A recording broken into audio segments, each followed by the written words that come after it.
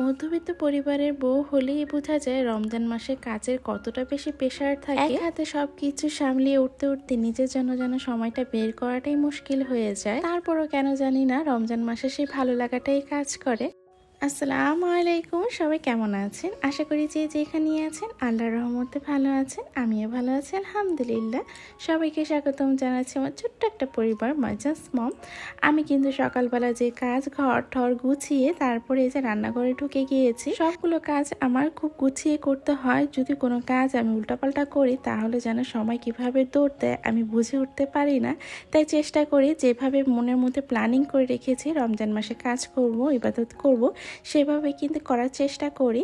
তো ঘর গুছিয়ে তারপর আমি এই যে রান্নাঘরে ঢুকে গিয়েছি। রান্না বান্না রাত্রের আর সেহরির রান্না একসাথে করে নিব, কিন্তু আমি অর্ধেক রান্নাটা করব। মানে হচ্ছে এটা হচ্ছে ফাইনাল ফিনিশিংটা, সেটা হচ্ছে আমি সন্ধ্যার পরে ইফতারের পরে করব। তো আমিও কাজ বেশ কিছু গুছিয়ে রাখি।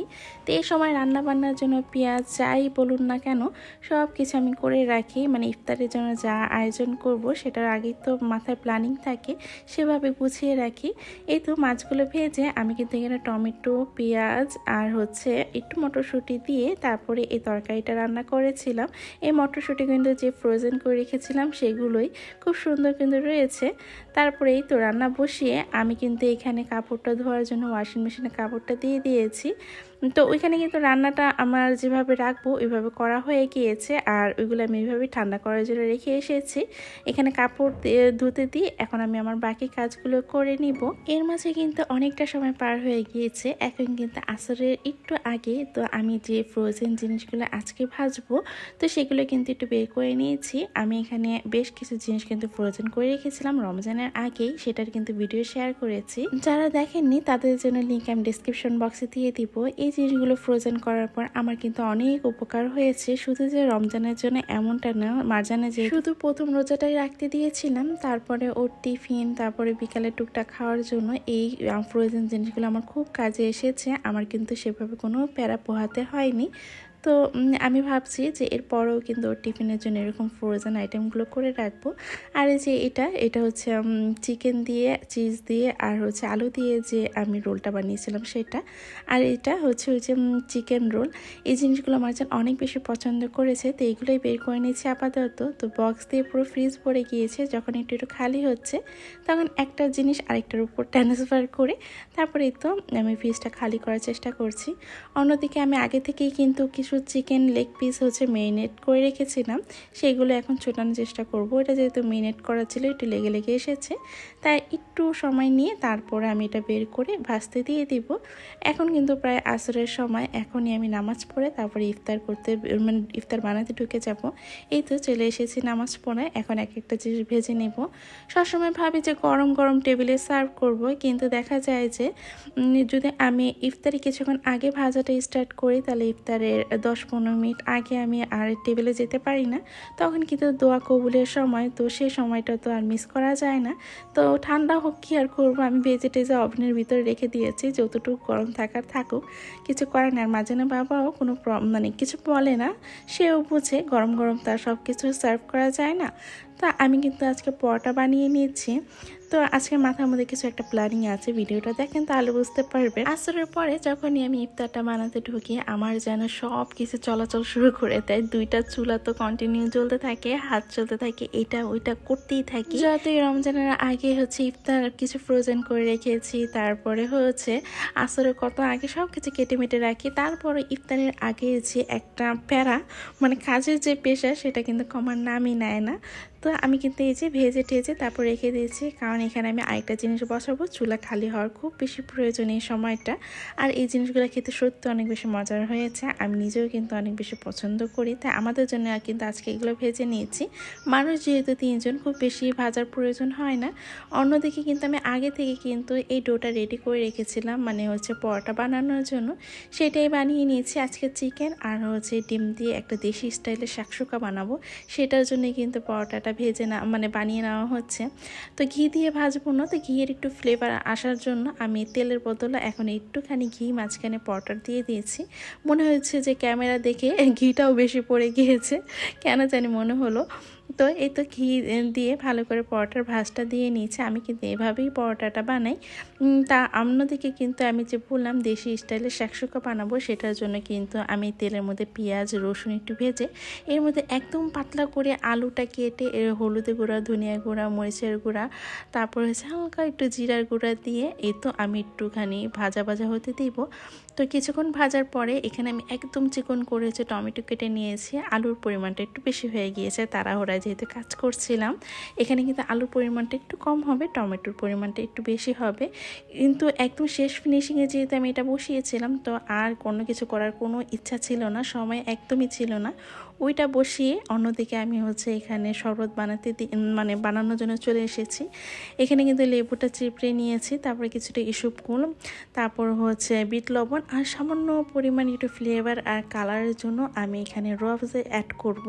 আর এই শরবতটা খেতে কিন্তু সত্যি অনেক বেশি মজায়, এই বিট লবণটা দেওয়ার কারণে আর রুয়াবজাটা দেওয়ার কারণে। আমি একবার একটা রেস্টুরেন্টে এই ইফতার করার সময় এই শরবতটা খেয়েছিলাম। তারপরে কিন্তু আমি প্রায়শই এটা কিন্তু ঘরেই বানাই, আমার ভালো লাগে খেতে।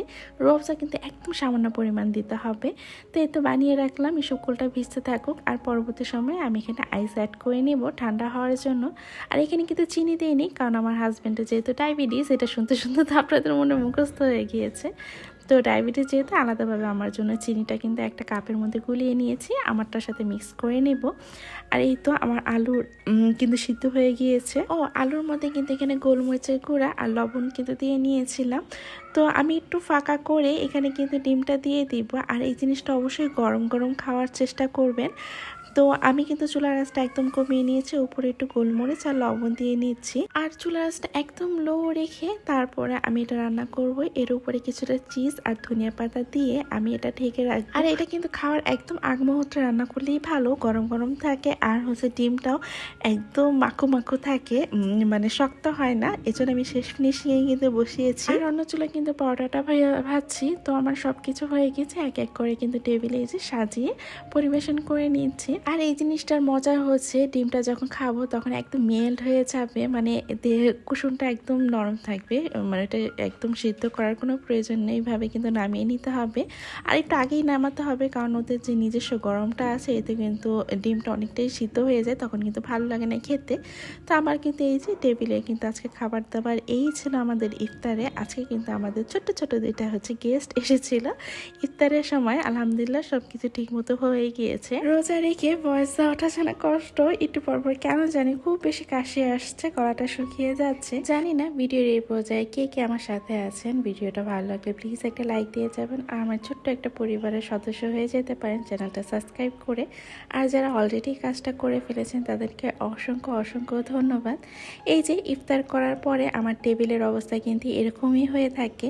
আমি কিছুক্ষণ রেস্ট নিয়ে নামাজ পড়ে তারপরে একটু কিছু কাজ থাকে আমার পেজের, তো সেই কাজগুলো করে তারপরে আমি কিন্তু একদম টেবিলে সব কিছু গুছানোর জন্য চলে আসি, কারণ একটু পরেই তো আবার এশারের আজানটা দিয়ে দিবে। মানে ওই যে দৌড়ের উপরে থাকতে হয়, এটার পরে এটা, এটার পরে এটা। তো মাজান বাবা এসে দেখলো যে আমি অনেক কাজ করেছি, অনেক ক্লান্ত হয়ে গিয়েছি, তো সেই জন্য আমার জন্য ছাদের থেকে এই ফুলটা নিয়ে এসেছে। আর আমার অনেক ভালো লেগেছে। মাঝে মাঝে সে এরকম করে, যখন দেখে যে আমি অনেক কাজ করছি তখন ছাদে গিয়ে দৌড় দিয়ে একটা ফুল নিয়ে আসে আর দেয়। আর তখন আমি খুশি হয়ে যাই, কারণ জানি কাজ করলে বেশি আমার কেন জানি মাঝে মাঝে মন মেজ প্রচুর গরম হয়ে থাকে। তো মন মেজ ভালো করার জন্য এই কাজটা করে। আমি সামান্য পরিমাণ চিনি আর হচ্ছে পানি দিয়ে তারপরে ফুলটা রেখে দিলাম, এতে করে কিন্তু ফুলটা বেশ কিছুদিন সতেজ থাকবে। সব কিছু ধুয়ে এভাবে টেবিলে রেখে দিব, সকালবেলা মুছে তারপরে আমি হচ্ছে জায়গা মতো সব কিছু রেখে দিব। এটা কিন্তু আমার প্রতিনিয়তের কাজ। তো রান্না করে যখন ঢুকি তখনই আমি দুই চুলায় দুই রকম রান্না বসিয়ে তারপরে আমি একদম রান্না করে সব কাজ শেষ করেই কিন্তু বের হয়ে যাই এসে নামাজটা পড়ার জন্য, তারাবি পড়ার জন্য। তো আমি এখানে যে আগে থেকে শুটকিটা প্রসেসিং করে রেখেছিলাম সেটা কিন্তু একদম তেলের মধ্যে ভাজা ভাজা করে তারপরে পেঁয়াজ রসুন দিয়ে একটু ভাজে তারপরে আমি মশলা দিয়ে দিচ্ছি। এখানে ধনিয়া গুঁড়া, মরিচের গুঁড়া, আদা রসুন, তারপর হচ্ছে সামান্য পরিমাণ জিরা, আর হচ্ছে এখানে কিন্তু হলুদ আর হচ্ছে পর্যাপ্ত পরিমাণ লবণে দিয়ে দিয়েছি। আর হচ্ছে কাঁচামরিচগুলো বেশ পরিমাণে দিয়ে দিয়েছি, আর কিছুটা আস্ত রসুনও দিয়ে দিয়েছি। গরম পানি দিয়ে একদম মিডিয়াম আছে একদম ভাজা ভাজা করে নিব। আর এটা খেতে অনেক বেশি মজার হয়েছিল।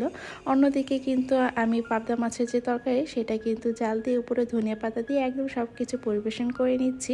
আর শুটকিটা রান্না করার আগে কিন্তু আমি ধুয়ে তারপরে একটু ছেঁচে নিয়েছিলাম যাতে আলাদা আলাদা হয়ে যায়, তারপর তেলে ভেজে নিয়েছি। আজকের ভিডিওটা এই পর্যন্ত, এখান থেকে বিদায় নিয়ে নিচ্ছি। ধন্যবাদ। আসসালামু আলাইকুম। আল্লাহ হাফেজ।